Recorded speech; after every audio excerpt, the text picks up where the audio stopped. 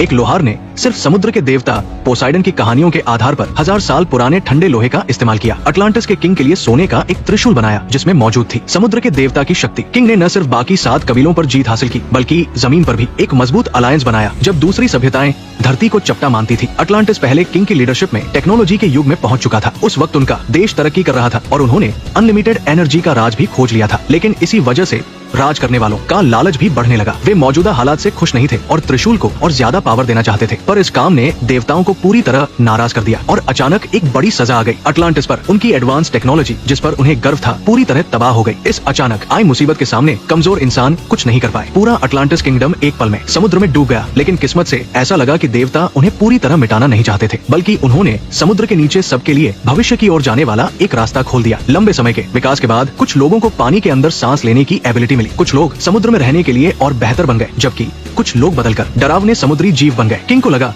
कि ये सब उनके लालच की वजह से हुआ था, इसलिए खुद को सजा देने के लिए उन्होंने त्रिशूल के साथ एक अनजान वीरान जगह पर खुद को सबसे अलग कर लिया। अटलांटिस ने अपना लीडर खो दिया और सारे कबीले बिखर गए। हर तरफ अफरात फरी मच गई। जल्द ही समय 1985 में आ गया। एक तूफानी रात में लाइट हाउस के केयरटेकर को एक औरत मिली जो लहरों से बहकर किनारे पर आ गई थी। उसके कपड़े अजीब थे, लेकिन वो बुरी तरह जख्मी लग रही थी। अकेले रह रहे टॉम ने फौरन उसकी मदद की। वो उस औरत को अपने कमरे में ले आया, लेकिन जैसे ही वे अंदर आए घर का मैग्नेटिक फील्ड डिस्टर्ब हुआ और लाइट चली गई। औरत शायद अभी जमीन के माहौल में ढल नहीं पाई थी और उसने कई बार पानी उगलने के बाद डरकर टॉम का गला पकड़ लिया। जैसे ही आदमी ने कुछ समझाने की कोशिश की, डिस्टर्ब मैग्नेटिक फील्ड नॉर्मल हो गया और टीवी पर समुद्र के नीचे के सीन चलने लगे। औरत ने कुछ नहीं कहा और अपना त्रिशूल उठाकर स्क्रीन को तोड़ दिया, लेकिन ज्यादा जोर लगाने से उसका घाव खुल गया और दर्द के मारे उसकी आंखों के सामने अंधेरा छा गया। अगले दिन जब वो होश में आई तो उसने देखा कि उसकी कमर का घाव किसी ने अच्छी तरह से बांध दिया है। जाहिर है कल उसे बचाने वाले आदमी का कोई बुरा इरादा नहीं था। औरत ने थोड़ा रिलैक्स किया। जल्द ही उसकी नजर सामने रखे फिश टैंक पर पड़ी। शायद वो बहुत भूखी थी। उसने अंदर से एक व्हेल को पकड़ा